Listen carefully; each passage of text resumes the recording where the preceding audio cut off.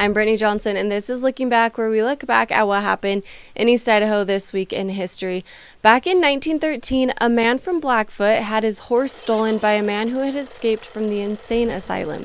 Newspapers.com has the story on H.R. Boice.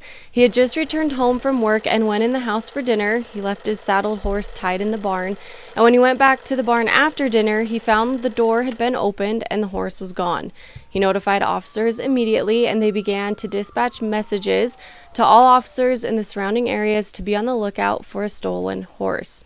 It was later discovered that Joe Thompson, who the paper called a lunatic and who had recently escaped from the asylum, had taken the horse.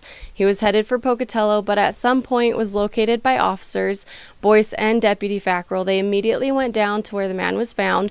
The horse was returned to its owner, and Thompson was taken back to the asylum. These next two stories have to do with the holiday season and Christmas gifts. In 1933, local firefighters were going to repair used toys that would be donated by community members. Then the toys would be gifted to children. Chief Julius Marker, he said for several years past members of the fire department rebuilt, repaired, and repainted toys which people brought in. The chief said they would be made almost as good as new.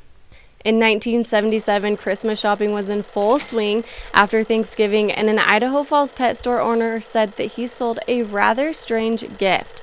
Randy Harris, the pet store owner, he said although shoppers generally stick to the standard variety of pets for Christmas presents, he said he sold an alligator to a lady who bought it for her children.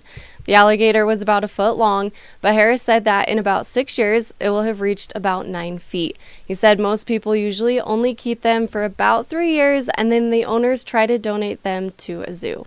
Thanks for watching this week's Looking Back, sponsored by newspapers.com. We'll be back next week.